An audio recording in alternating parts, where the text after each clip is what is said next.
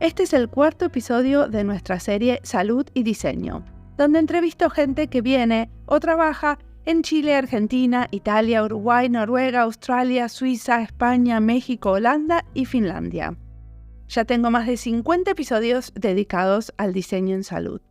En esta serie entrevisto a diseñadoras y diseñadores que hacen diseño de producto, de servicios, estratégico, de experiencia o investigación en diseño. Creo que salió buenísima. Ya me dirán. La voy a publicar en 2 partes porque no quiero aburrir a los que no están interesados en salud. Es una serie de 10 episodios que, a diferencia de otras, la hice sola, aunque siempre teniendo en cuenta las recomendaciones que me van mandando. Guillermina Noel es una diseñadora y profesora en diseño en la Universidad de Ciencias Aplicadas de Lucerna, en Suiza. Ella es argentina. Su trabajo se centra en formas de humanizar la comunicación, facilitando que las personas accedan a ella, la obtengan, la interpreten, la aprendan y la utilicen. Tiene un interés particular en educación, salud y visualización de información, áreas para las cuales el diseño de comunicación de alta calidad es fundamental. En esta entrevista hablamos de su trabajo en sistemas de salud, de cómo el diseño puede ayudar a mantener buenas conversaciones entre los profesionales de la salud y los pacientes, y sobre todo de observar todo el ecosistema. También hablamos de la educación en diseño, de las recetas con métodos de diseño y la necesidad de que los alumnos y las alumnas entiendan sus propias fortalezas. Mi nombre es Mariana Salgado, esto es Diseño y Diáspora.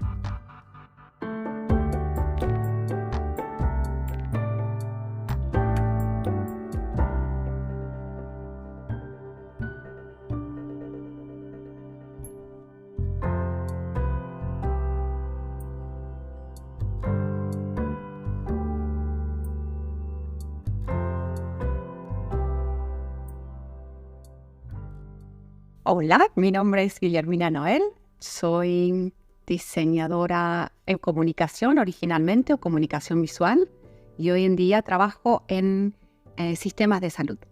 ¿Y dónde estudiaste? Estudié en la Universidad de La Plata, empecé mi bachelor en el año 1990 y al terminar, después de 5 años, y que para mí fueron 6 porque el primer año lo recursé, la mayoría de los cursos, eran 6 cursos y tenía que recursar 3, que eran los más importantes. Y al recursar teníamos que llevar una carpeta muy grande que tenía una etiqueta que decía recursante y íbamos a un aula especial y al recursar un ayudante de cátedra me dijo, vos tendrías que leer el libro de Jorge Frascara. Entonces pude comprarme el libro de Jorge Frascara y mis abuelos estaban en Necochea, donde nací, y el autobús de La Plata a Necochea son 7 horas. Y entonces me leí el libro en el autobús. ¿Qué libro era? Diseño y Comunicación, creo que es el nombre, porque en la reedición creo que cambiaron el libro, pero es Diseño y Comunicación. Entendí que eso era para mí el diseño, lo que Jorge Frascara explicaba en el libro, y era lo que yo quería hacer. Pero no era lo que yo iba a aprender en la universidad, lo cual me dio una oportunidad grandísima, que me di cuenta después de muchos años, que era el aprender a aprender, y que el aprender dependía de mí, no solo de mis docentes y mis compañeros. Si yo quería aprender, iba a aprender. Y eso me parece maravilloso en la Universidad Pública Argentina. Éramos 3.000 estudiantes en el primer año. Creo que nos graduamos 80. Sí, entran muchos y salen pocos, sí. Es un poco como el salmón que va río arriba a desovar y es un proceso de aprendizaje interesante también, aprender a sobrevivir en el sistema de educación y entender qué es lo que vos querés hacer y en qué es lo que querés trabajar y cuáles serían las condiciones para que puedas llegar a hacer eso. Es un trabajo de diseño. ¿Y ahora te parece que sí tenés las condiciones para hacer el diseño que querías hacer? Uy, qué buena pregunta. Sí y no. Sí, tengo mucho más conocimiento del que tenía antes y entonces pienso que puedo contribuir mucho más de lo que podía contribuir antes, pero uno nunca puede trabajar solo, uno tiene que trabajar en un ecosistema. Y ese ecosistema hoy en día para mí tiene lugar en Suiza. Suiza es un país muy interesante es un país que está en el medio de Europa y que tiene 4 lenguajes distintos. Tiene un alemán con diminutivos, lo cual es muy bonito. Tiene muchos dialectos y tiene muchas culturas. Es decir, de Zúrich a Basilea a Lucerna, te manejas en espacios totalmente distintos, en espacios de salud. Y uno piensa que estando en Suiza el sistema de salud es perfecto. Pero una de las cosas que he aprendido mudándome a través de la vida de un país al otro es que la gente es siempre gente. Dependiendo del país, dependiendo del idioma y dependiendo del sistema de salud. Y lo más importante en el sistema de salud es la relación humana. Y lo más importante es, ¿hay espacio para desarrollar esa relación humana? Y en la mayoría de los sistemas de salud, independiente de dónde estamos, es difícil desarrollar esa relación humana porque es un trabajo muy demandante, donde la mayoría de los trabajadores en salud están exhaustos. Y es interesante porque veo un paralelo también en la educación y en los docentes que están en la educación, donde están exhaustos y donde la educación depende de la relación humana. Vos trabajás en salud, pero desde la educación, ¿cierto? No, tengo 2 áreas separadas. Una es ser jefa de departamentos en el programa de Design Management internacional en la Universidad de Ciencias Aplicadas de Lucerna. Y por otro lado hago investigación. Yo no separo la investigación de la práctica. Para mí toda práctica de diseño requiere investigación. Toda práctica de diseño requiere aprender. Yo empiezo un proceso de diseño reconociendo que yo no sé. Y entonces necesito aprender. Y la manera de aprender es la investigación. Y esa investigación es la que haces en el sector de salud. Y esa investigación la hago en el sector de salud. Y por otro lado, veo que es indispensable para la docencia tener práctica. Y esto es algo que aprendí en la Facultad de Medicina, donde trabajaba en la Universidad de Alberta, en Canadá. Todos los docentes trabajan en el sistema de salud, enseñan, hacen investigación y hacen práctica. El lujo que yo veo, pero también tiene sus problemas, es que la universidad y el hospital están juntos. En diseño no tenemos la universidad y el hospital juntos. Está separado.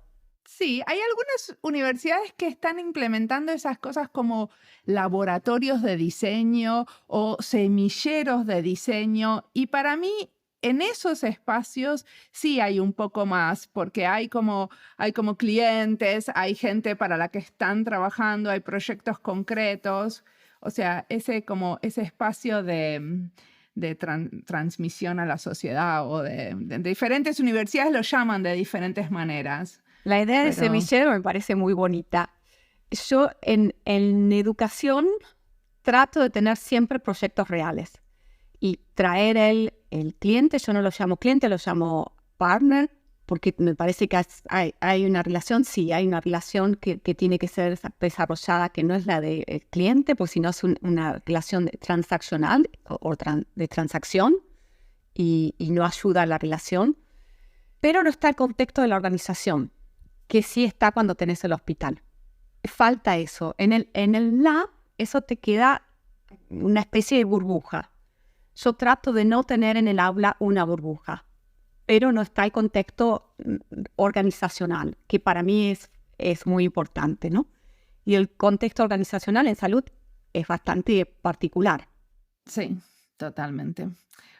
Escribiste un artículo que se pregunta si los diseñadores podemos motivar el cuidado entre pacientes y el personal de salud.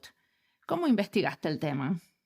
Observando pacientes, hablando con distintos profesionales de la salud. Puede ser un nutricionista, puede ser un psicólogo, puede ser un médico de familia o un especialista, un endocrinólogo. Es interesante ver dónde se lleva a cabo esa conversación, cómo se sienta la gente durante la conversación, cuál es la luz en el ambiente, si hay plantas o no. Cuando hice mi tesis de doctorado en el Hospital de Venecia, por ejemplo, en el Hospital de Padova, en Italia, una de las cosas, yo creo que el diseñador diseña situaciones, y eso es algo que aprendí de Jorge Frascara. Y entonces en mi tesis de doctorado yo veía toda la situación que se hace al paciente o a una persona que sobrevivió un ataque cerebral o que tiene un tumor en el cerebro y a consecuencia de una operación y remover tejido del cerebro tiene lo que es una discapacidad que afecta el procesamiento del lenguaje o la producción del lenguaje y la comprensión del lenguaje. Y entonces yo en mi doctorado veía cuál es esa situación, cómo se sientan, cómo no se sientan. Y hablaba con los pacientes o desarrollaba instrumentos visuales o herramientas visuales para poder comunicarme con estos pacientes y ayudar al paciente a comunicarse conmigo. Y por eso creo que yo veo al diseño como la creación de posibilidades. Una comunicación verbal no es posible, trato de que sea posible.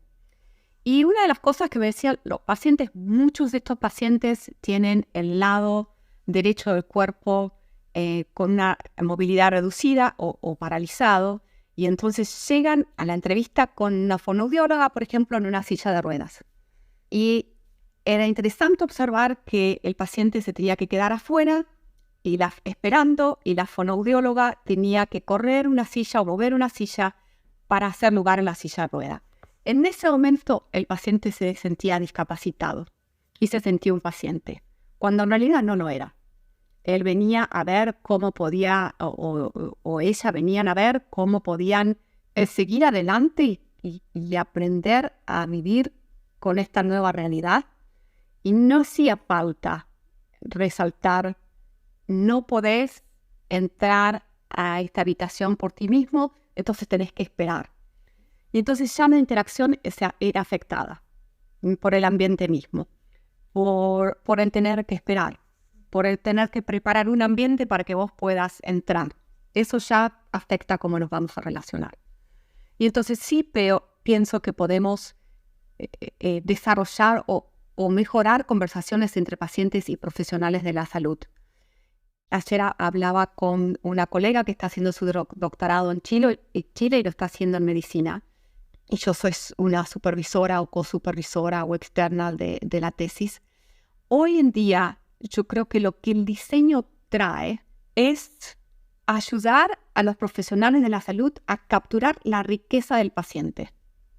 El paciente vive en un contexto que familia, trabajo, amigos, que hacen a la salud y no se los puede separar.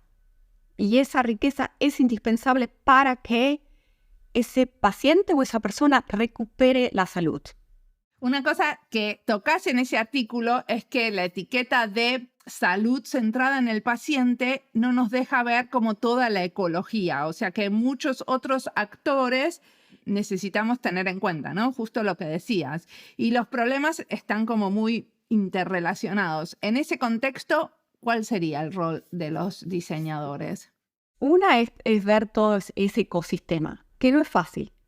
No es fácil porque es abrumador, no es fácil porque a veces no tenemos el tiempo, no es fácil porque muchos de los profesionales de la salud se piensan que diseñamos o un website o un ambiente, pero no que diseñamos situaciones.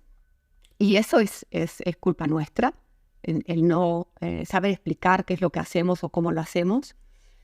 Y a veces no está el espacio ni el tiempo para poder ver a todo ese ecosistema. Yo, estando en Alberta, trabajaba mucho con Quality Improvement Processes, sistemas de mejorar la calidad del sistema de salud. Y muchas veces esos proyectos son bottom-up, de abajo para arriba, es decir, un equipo de salud dice, nosotros nos damos cuenta, por ejemplo, colonoscopías. Nos damos cuenta que colonoscopías en pacientes que están internados, ¿no? Que estamos perdiendo posibilidades para cuidar del paciente cuando hace falta preparar al paciente para una colonoscopía en el hospital, porque no hay una buena comunicación de cuál es el proceso de preparación para esa colonoscopía.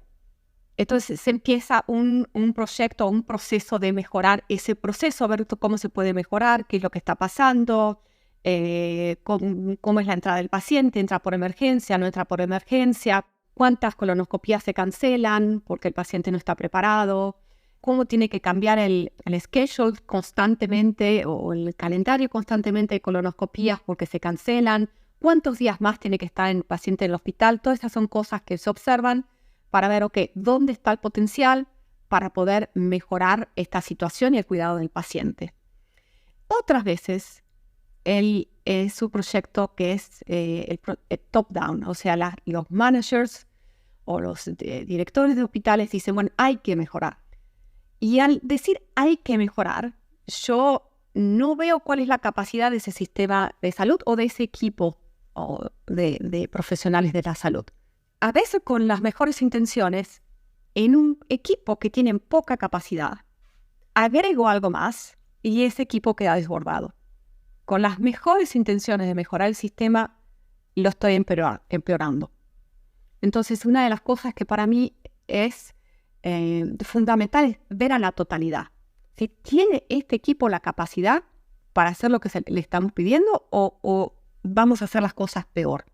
Bueno, y ahí entra mucho en juego cuánto de participativo es lo que estamos diseñando, ¿no? O sea, cómo hacemos parte y arte a los profesionales de la salud que tienen que implementar eso que se les sugirió. Cómo trabajamos con ellos absolutamente, pero también cómo es el framework, porque si el frame es patient-centered, los dejas automáticamente afuera. Si el centro es el patient experience, but not the worker experience too, I lost it already, perdí el foco. O sea que necesitamos también tener en el centro a los trabajadores de la salud. Perfecto. Una cosa que te quería preguntar. Vos hablas de diseñar situaciones, pero en el diseño nosotros, si bien no hablamos un montón de diseñar situaciones, sí hablamos del diseño de experiencia. ¿Cuál sería la diferencia? Es una pregunta interesante. Es un término que no uso, el de experiencia, y es un término que tal vez escapo de usar. ¿Por qué? Porque me parece que para diseñar experiencias y para poder influenciar la experiencia que alguien tiene, tendría que tener conocimiento en fenomenología. Y al menos yo como diseñadora no tengo conocimiento en fenomenología y pienso que es una de las debilidades en la metodología del diseño hoy en día. Una cosa que vos haces en algún, no me acuerdo si fue en una charla o en algo que leí, es que criticas la educación en diseño porque no tenemos las habilidades para apoyar al sector de salud, ¿no? Y hay algunas cosas que tienen que ver con las habilidades y otras con las actitudes. Pero, ¿qué actitudes y habilidades necesitamos?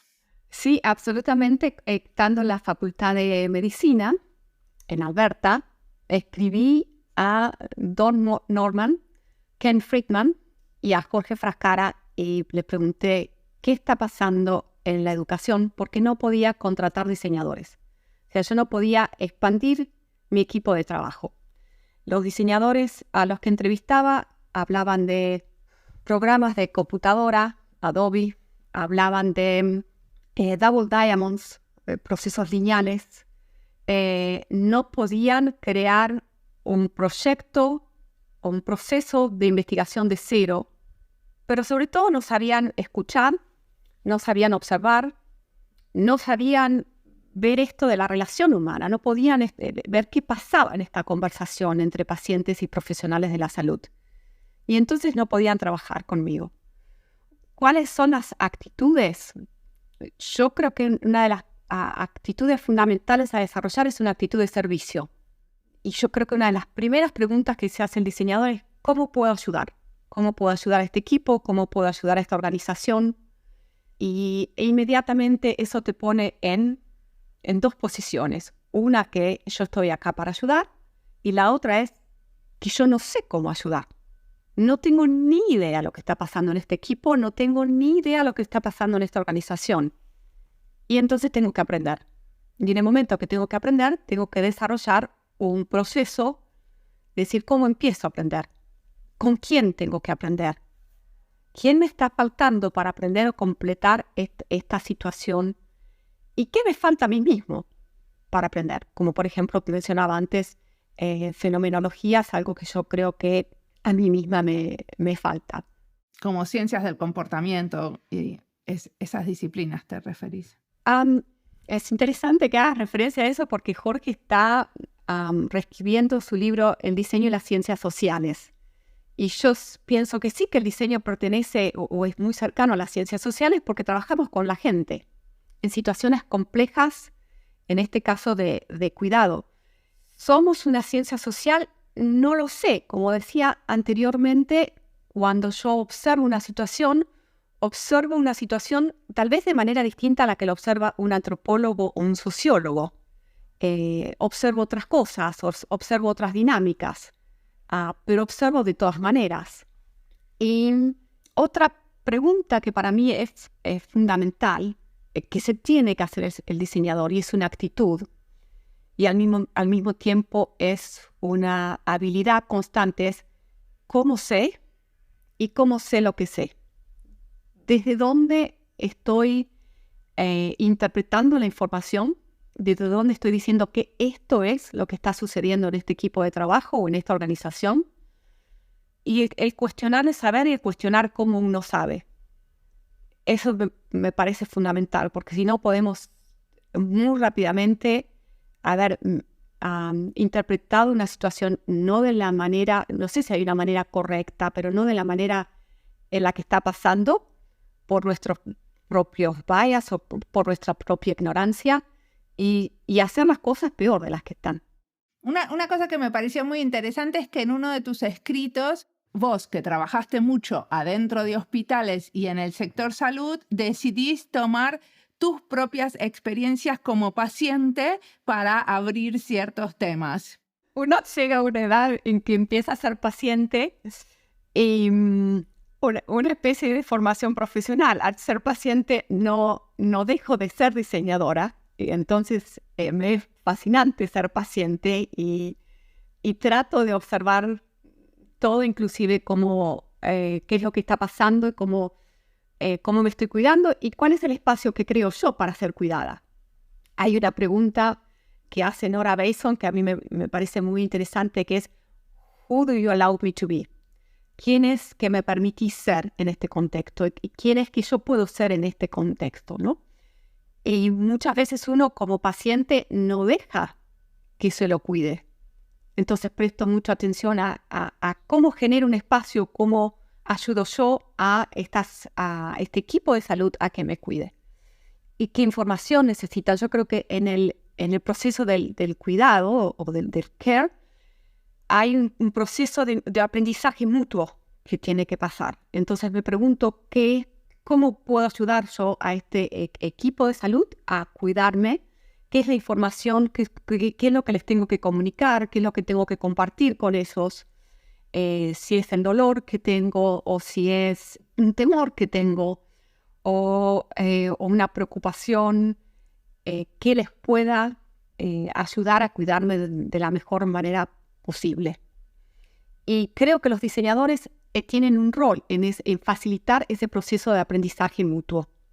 Me parece que ayudamos mucho ahí, a través de herramientas de comunicación o a través de procesos del cuidado que hacen que en cierto momento tenga que haber un intercambio entre el paciente y el equipo de salud para que este aprendizaje mutuo tome lugar. ¿Cómo te parece que podemos desarrollar el potencial del cuidado teniendo en cuenta al diseño? Porque hay una parte que tiene que ver con qué es lo que podemos hacer nosotros cuando estamos ya adentro de la situación. Pero también lo que yo veo es que necesitamos más permeabilidad del sector salud hacia nosotros. Que hay cosas que para desarrollar el potencial del cuidado y que el diseño pueda ayudar en ese contexto, también necesitamos una apertura del sector salud más importante. Yo creo que la apertura es de las dos partes, ¿no? Y por eso pienso que el sistema de salud es o el proceso de cuidado en el sistema de salud es un proceso relacional. Y la apertura tiene que ser de las dos partes. Yo admiro mucho a Francisco Varela. Él hablaba del in-between, ¿no? del espacio entre las personas. Y ese espacio entre las personas es un espacio que se construye y requiere la apertura de las dos partes. Y hoy en día hay gente que sigue a Francisco Varela como Hannah de Javener, que habla de que hay tres componentes, ¿no? ¿Quién es Francisco Varela? Francisco Varela es un científico chileno que escribió un libro junto con Humberto Maturana que se llama El árbol del conocimiento y escribió muchos otros libros luego. Era un sabio, creo, de la vida.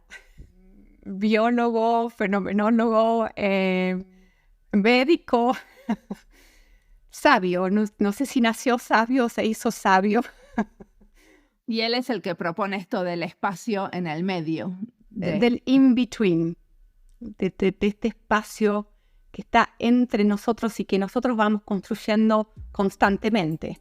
Y ese es un espacio fundamental en los sistemas de cuidados.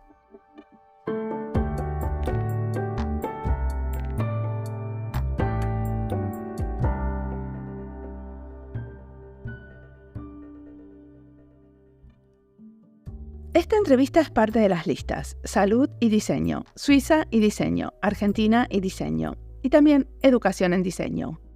Las listas las encuentran en Spotify, YouTube y en la sección de recomendados de nuestra página web. Al principio de la entrevista, Guillermina dice que la universidad es un lugar para aprender a aprender, pero que eso dependía de ella. Y en este momento, que estoy empezando un trabajo nuevo en un área totalmente diferente, estoy pensando en esto de qué es, cómo tengo que aprender, cómo puedo aprender. Los que me siguen saben que trabajé más de 10 años en temas relacionados a la inmigración. Mi último trabajo fue en el Ministerio del Interior. Ahora empecé un nuevo trabajo en ICOS, Integrated Carbon Observation Systems, un organismo europeo que coordina las mediciones de dióxido de carbono de varias infraestructuras. O sea que trabajo en relación a la mitigación y adaptación al cambio climático. Me toca aprender mucho sobre este trabajo para poder ayudar a otros, o por lo menos tengo que aprender lo básico para no estar todo el tiempo haciendo preguntas obvias. Y aprender cómo aprendo a esta edad y con las posibilidades que hay ahora, que es muy diferente a cómo aprendía cuando estaba en la universidad. Cuando uno está en la universidad está con las antenas abiertas, llena de estímulos, charlas, bibliotecas, profesoras y ejercicios. Cuando estás trabajando, vas a buscar esos estímulos. Estuve, por ejemplo, haciendo un MOOC, un Massive Online Open Course, un curso masivo y abierto en la Universidad de Helsinki sobre el cambio climático. Estos cursos son muy buenos y este en particular lo era. Escuché un par de libros y artículos que me recomendaron. Fui a jugar un juego en la biblioteca que se llama Climate Fresk, que es justamente para enseñar sobre el cambio climático a la ciudadanía. Y obviamente estoy planeando una serie sobre el tema de infraestructuras para el podcast. Sigamos ahora escuchando a Guillermina, que tiene muchísimo más para contarnos.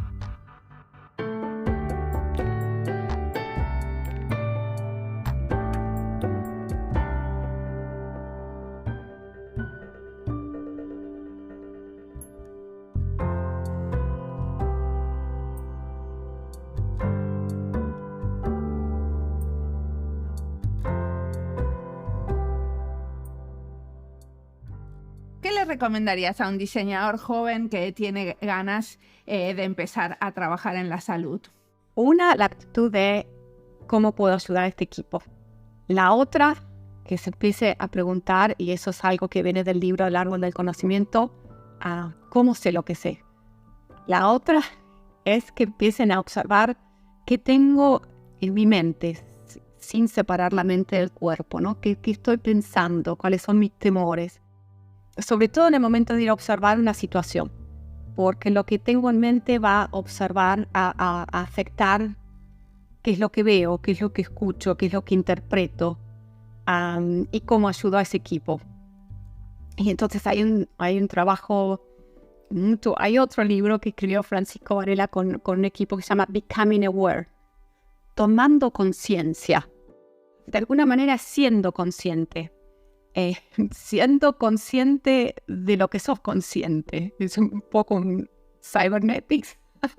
No, bueno, pero muchas veces no somos conscientes de ¿no? De nuestros prejuicios, de nuestras maneras de ver el mundo desde una perspectiva bastante limitada. Es un proceso constante, que uno tiene que hacer sobre uno mismo y que no es fácil. Yo en estos momentos que estoy de vacaciones, si abro un email, pienso que hay fuerzas que me atraen, ¿no? Pero depende de mí contestar a eso o no.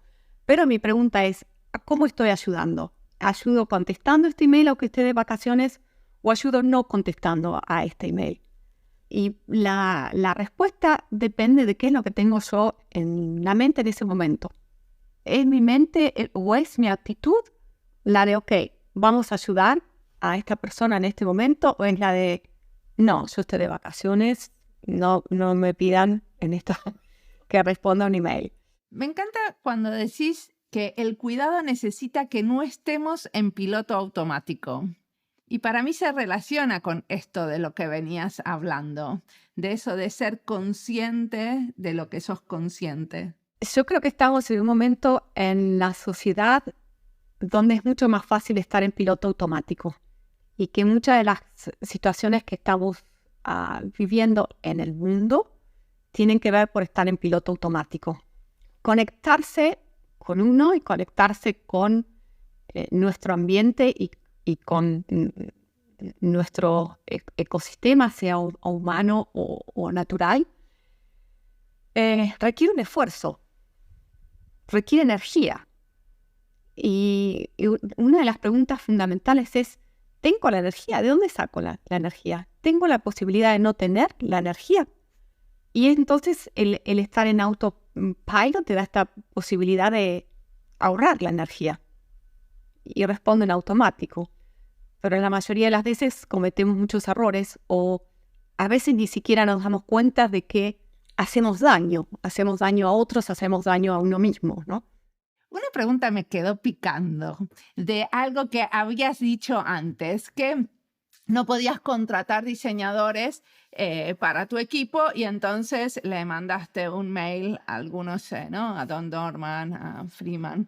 ¿Qué te respondieron? ¿A qué conclusión llegaron? Supongo que habrá habido alguna discusión alrededor de eso. Hubo varias discusiones y hay varias discusiones. Una de las cosas que resultaron fueron dos special issues de CAC en el 2020 sobre la educación en diseño. Otra de las cosas que resultaron fue la participación en una iniciativa que creó Don con todo un equipo de trabajos de el futuro del diseño y la educación. Otra de las cosas que creo que tuve mucha suerte en ser parte de ese proceso y en ese proceso del futuro de la educación en diseño. Durante 2 años me encontré con todo un equipo de trabajo con Peter Jan Stappers, Daniel Wilde, Daniel Rosenberg, Paul Gardien y Jorge Frascara discutiendo cómo se enseñan los métodos del diseño. Y fue un proceso muy lindo y un proceso que me ayudó mucho a mí a cambiar mi manera de enseñar el diseño. ¿Y qué cambió? ¿Qué cambió? Una de las cosas que cambió es, yo pensaba que un estudiante de bachelor no podía desarrollar su propio proceso de diseño. Hoy en día creo que sí, que si se le da el espacio, si se le da la confianza, si se lo guía en ese proceso, sí lo puede hacer. Y entonces ellos pueden ver cuál sería el proceso ideal que la situación de diseño que están enfrentando requiere. Otra de las cosas que cambió fue la importancia del lenguaje en el formular una pregunta de diseño. Por supuesto, es un proceso que tiene que ser guiado por el profesor. Estamos hablando de un bachelor y en este momento yo estando en Suiza son 3 años. Es un periodo muy breve para formar un profesional. Son los estudios de base de diseño, ¿no? Sí, el estudio base que en Latinoamérica la mayoría de los lugares son 5 años. 4 o 5 Sí. años. Hay en este momento, tengo el libro de Edgar Morin, El Método, que es un libro que recomiendo a todos los que puedan leer a Morin en italiano o en francés. Y él cita a Machado y dice: caminante no hay camino, se hace camino al andar. Desafortunadamente en diseño y creo que estamos saliendo de ese proceso, se crearon recetas. Y se crearon recetas para poder ayudar a los clientes o a stakeholders a entender el proceso de diseño. Pero se tomó la receta como la receta. Y se tomaron los métodos como un libro de recetas. Y sí hay un momento en el que uno empieza a cocinar con la receta, pero hay otro momento en la vida del profesional donde ya uno puede modificar la receta. Dependiendo del conocimiento, dependiendo de quién está comiendo, dependiendo de los ingredientes que tengo en la heladera, dependiendo si tengo horno, cocina, hay un montón de cosas que influyen qué voy a hacer. Y lo mismo sucede con el diseño. Y entonces una de las cosas que cambió es decir, sí, la receta sí, pero no solo. Hay muchas otras cosas que se tienen que desarrollar y que se pueden desarrollar en los primeros años de educación del diseñador, que se deben desarrollar. Luego, por supuesto, lo hablábamos antes, la cuestión ética. Como dije anteriormente, hay veces en que podemos hacer las situaciones con las mejores intenciones peor de lo que están. So, do not harm, ¿no? Podemos hacer las cosas peor sin siquiera estar conscientes. Y hay un cuidado que se tiene que tener en cuenta. Luego, cuando empezamos nuestra conversación, nosotros hablábamos de el inglés como lengua dominante en la literatura del diseño. Y esta es un poco de tener o prestar atención a cuáles son las voces. Cuáles son las voces dominantes, cuáles son las voces que se escuchan, cuáles son las voces, vos hablabas de los sistemas participativos. ¿A quién invito a este proceso participativo? ¿Cómo invito? Soy yo la persona que tiene que invitar. Es decir, hay un montón de preguntas que uno se tiene que hacer en el momento de diseñar ese proceso y cómo voy a aprender lo que me hace falta aprender. ¿Y en el futuro? ¿Qué hacemos para abrir el espacio de la salud a más diseño? ¿Qué hacemos? Hay que hacer varias cosas, no hay que hacer una sola. Una de las cosas que tenemos que hacer es empezar a trabajar, y creo que es uno de los problemas más grandes que tenemos en la educación del diseño, es que se entiende por interdisciplina. E idealmente empezar a trabajar en una educación donde no solo puedo invitar a un equipo médico a que introduzca un problema, que puede ser el uso apropiado de antibióticos en infecciones urinarias o cual sea si sea el tema en la nicotina hoy en día, pero a desarrollar el proceso con ellos, a desarrollar el proceso en forma interdisciplinaria con el equipo médico, que a veces el equipo médico contiene, y esa fue mi experiencia, al menos en la Universidad de La Matanza, en la Argentina, en la Facultad de Medicina, puede tener antropólogos, puede tener sociólogos, puede tener profesionales que vengan de las ciencias sociales. Y pienso que eso en medicina está cambiando mucho. Eso es fundamental, empezar a tener experiencias de aprendizaje donde no trabajo solo con diseñadores. Y a veces en las facultades de diseño se interpreta la interdisciplina como el diseñador industrial trabajando con el diseñador de comunicación o trabajando con ilustradores. Y pienso que nos quedamos cortos. Pienso que el aula tiene que ser repensada. Como hablábamos antes, los médicos aprenden en el hospital, también no aprenden en el aula sentados, o sea que aprenden en un contexto donde la realidad es totalmente distinta o están inmersos en la realidad del hospital. Pienso que eso en diseño tiene que cambiar y tendríamos que empezar a dejar el aula un poco, pero no ir al laboratorio, ir al contexto real. Bueno, la realidad es que hay muy pocas carreras de diseño de estas de base que incluyan una práctica profesional, ¿no? Y que a eso se le dé una prioridad, no que sea, bueno, una materia más que quizás se hace y quizás se no. Sí, y lo de la práctica profesional es un tema importante porque si vos me preguntás qué ofrece el programa en el que este momento estoy dirigiendo, ofrece la posibilidad de que el estudiante comience un proceso de aprendizaje no solo acerca del diseño, sino de sí mismo. Es decir, ¿quién soy yo y cómo puedo, en qué situaciones tengo fortalezas, en qué situaciones no me siento confortable, cómo puedo estar confortable en estas situaciones o ser confident. Sí, tener autoestima. Sí. ¿Y en qué área quiero ayudar a la gente? Y eso es un proceso de descubrimiento que creo que la escuela de diseño tiene que permitir. Y entonces a veces yo me pregunto si yo ofrezco estas situaciones de internships, de pasantías, ¿estoy ayudando o estoy limitando?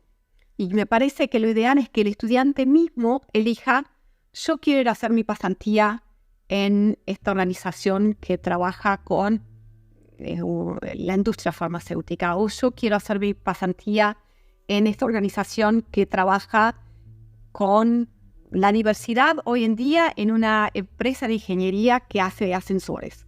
Cada uno de ellos tiene que elegir. A mí me preocupa cuando decidimos por nuestros estudiantes. Buenísimo. Bueno, te agradezco muchísimo la entrevista.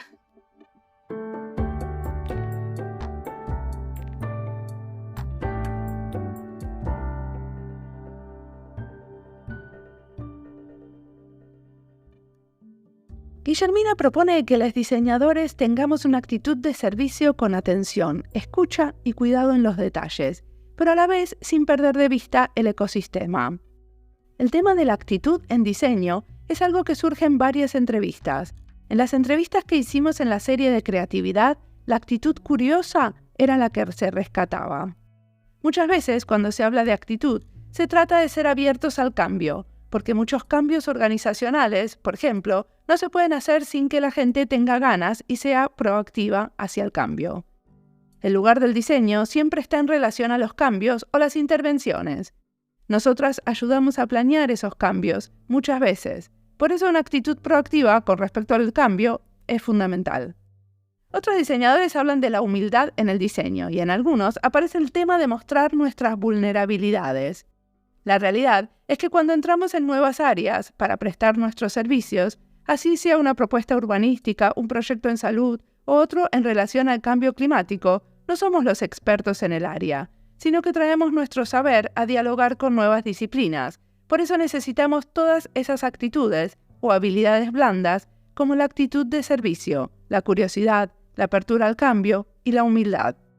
Somos muchas veces los o las nuevas y por querer demostrar que tenemos algo para contribuir, podemos pecar de ser presumidos. En general, necesitamos mucho tiempo en un proyecto para poder aportar algo más que preguntas, pero en algún momento estas preguntas dejan de ser las obvias y se transforman en preguntas que vale la pena explorar. Esas preguntas son fundamentales en esto que dice Guillermina, los de facilitar el proceso de aprendizaje mutuo en equipos transdisciplinarios. Como siempre, la música del podcast es de Antonio Zimmerman. El diseño de sonido es de Julián Pereira. Este podcast está publicado con licencia creativa común con atribuciones. Esto fue Diseño y Diáspora. Pueden seguirnos en nuestras redes sociales en YouTube, Instagram, LinkedIn y Twitter o visitar nuestra página web diseñoydiaspora.org. No olviden recomendarnos y recomendar nuestros libros. Nos escuchamos en la próxima.